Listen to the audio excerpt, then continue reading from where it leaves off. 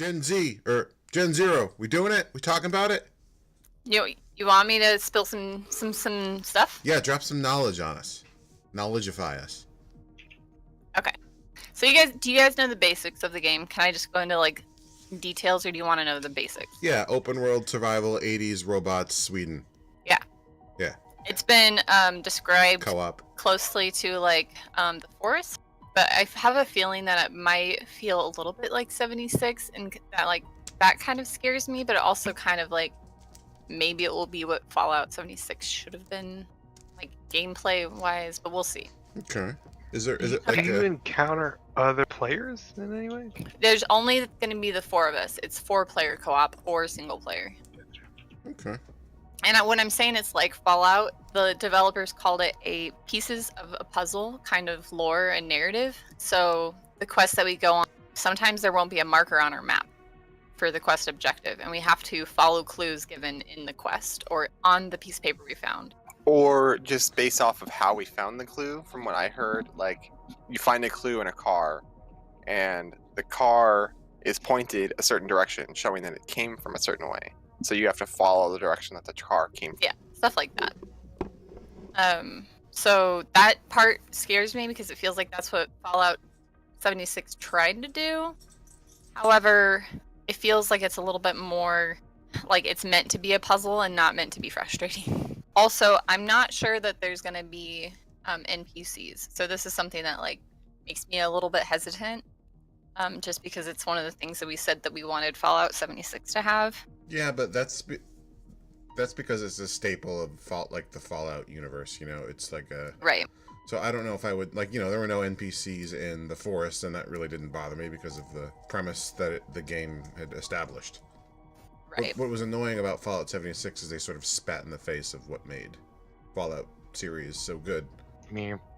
Yeah. So, but if this is going to be a pretty hostile world, then yeah, I guess it would make sense that there's Yeah, and like the whole point of the series is that maybe we are the last people. Like I don't really know the lore that well, although like it's very clear that it's like a robot apocalypse, right? So that's pretty cool. But that's like my hesitations is that it might be a little bit like 76, but I also have hopes for it that it's going to be a little different. They seem really proud of the story, though. The way they were talking about it, like they were talking about one of the creatures called a harvester in the video that Z was watching, and it's talking about this harvester sort of wanting to ignore people because it has a prime objective, and like if you get it low on health, it wants to run away from you because that's countering its prime objective, and its prime objective has something to do with the story. It's to the one he's talking about. It's called a harvester. It's like really big, and you can see it in the world like sucking up oil wells or oil barrels to get the resources. It's like a resource. But like Max said, the developers are really passionate, and it seems like the things that they have chosen that like I might not have chosen, they have like a really solid reasoning for it. They also are the same developers that make The Hunter, Mad Max, and Just Cause 3, which Okay, I mean, yeah, okay. We'll judge the game based on the merits of the game. We're not going to judge it in context of Fallout 76, right? Right. Yeah. Did I read correctly when I read that the enemies will be relatively persistent too? So like, if we fight a giant robot and we fuck it up and it runs away, we may run into it again. Correct. Yeah, and one being triggered might trigger others in the area.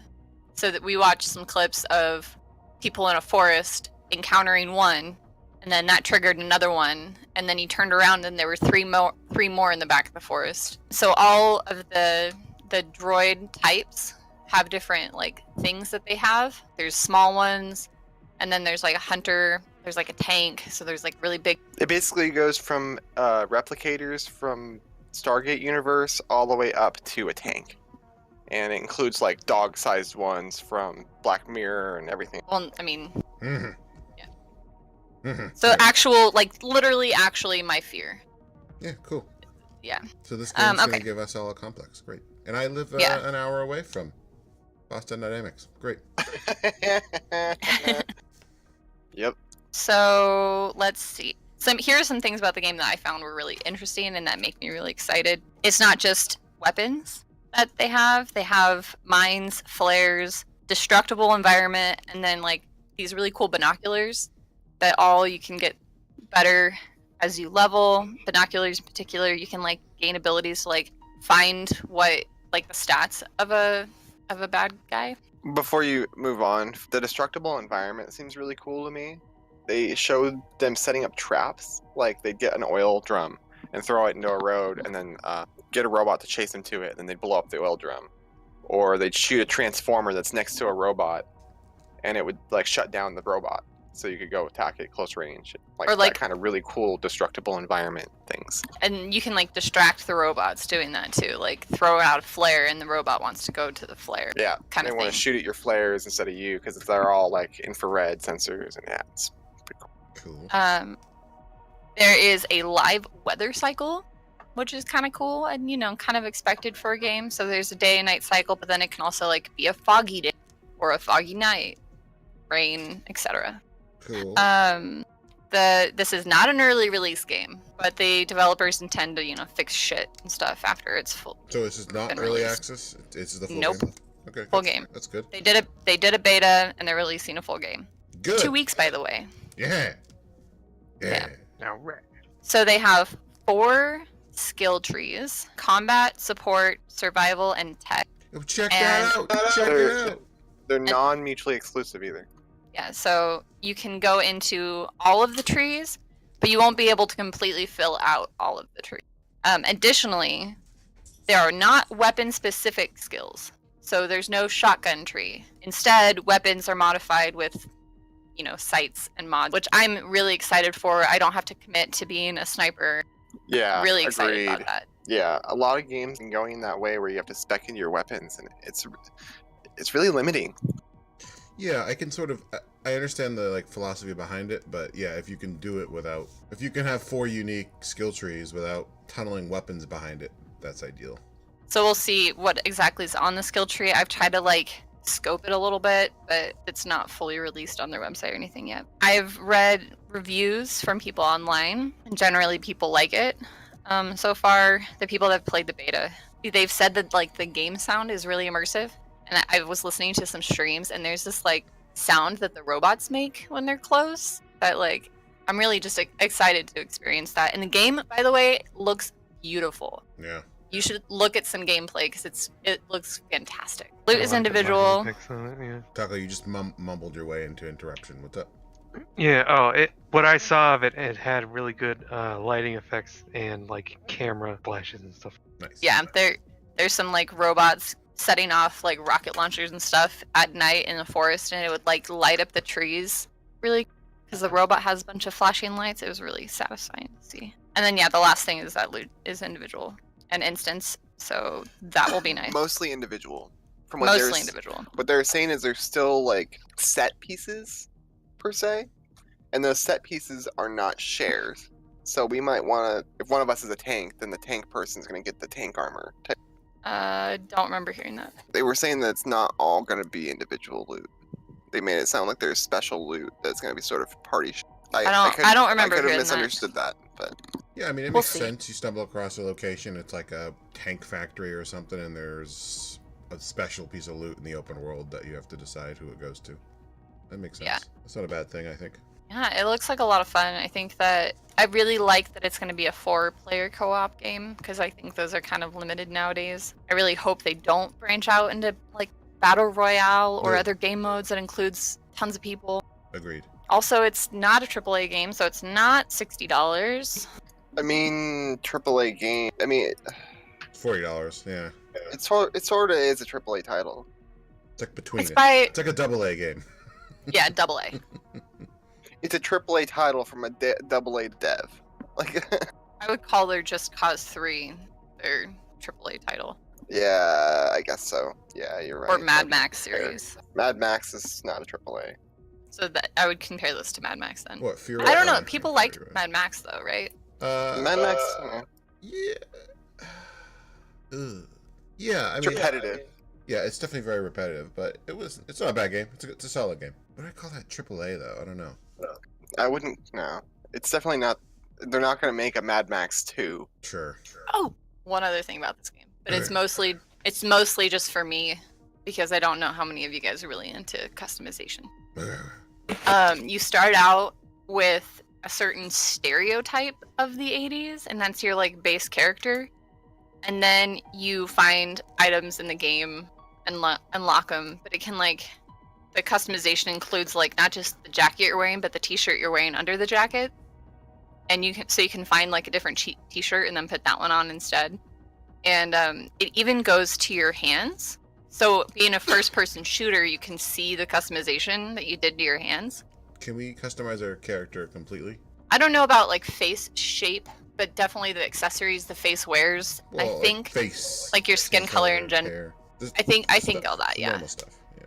I don't care if I can't mold my eyebrow line, but can I change my normal face? Yeah, I think so. Okay, cool. Yeah, no, it sounds like a game that's right up our alley. I'm excited. Yeah. Also, just Max's gibbering in the background. Jabbering? I like gibbering. Let's go with gibbering. Anyway, it looks really satisfying. Like, I don't know if you guys have watched some FPS games and you're like, wow, the guns just seem awful. This seems satisfying. You know, I think the game that had probably the most satisfying gunplay that I've ever played was Killing Floor. That was some good shit. Agree. Yeah, Killing Floor was good. Yeah. Killing Floor is scary as fuck. It is. Yeah. This is why. I can't. It's why when it comes up that we should play it, it's like I don't know if Z would like that. I kind of don't like it sometimes. But yeah, the gunplay is solid. There's 2 zombie games that I have a problem with: it's Killing Floor and 7 Days to Die. Yeah, 7 Days to Die makes Z shit her pants. Yeah, and I have a feeling it's why I haven't been pushing Dying Light that much either, because it's been on sale a lot lately. But it doesn't look very it looks very scary, especially at night. We'll see how much this scares me, because I don't have a phobia of zombies, but I do have a phobia of robots. Oh yeah, because death robots could be very real. Zombies aren't really. No. Oh yeah, never real. This could be our future. I mean, there's rabies, and then there's that cordyceps mushroom, but like. I just realized something recently about zombies. I saw it on Reddit. Zombies are only going to be scary for the first 2 weeks. After that, they're all going to be too skinny, and their pants are going to fall around their waists, and they're all going to be hogtied. Yeah, I mean, also, it doesn't. No, this is going to be the zombie podcast, but it's like, how do zombies even they don't explain the science behind them at all? Because it doesn't make sense. Material can't. The only thing that makes sense is rabies. Yeah, rabies or the cordyceps thing that I was talking about, but. Well, yeah, or really, general those aren't really zombies. Those are infested people. Yeah, exactly. Which is why Left 4 Dead's great, because it's an infection. They're not really zombies. They're sick, crazy people. Oh, so in Left 4 Dead when there's like messages on the wall and stuff. Yeah. In the game, there is also Generation Zero. They have messages on the wall too, and it will be in Swedish, and it will be translated on the bottom for your chosen language. I don't know what Swedish sounds like. I'm so sorry. Mostly English, but with some weird umlaut type things.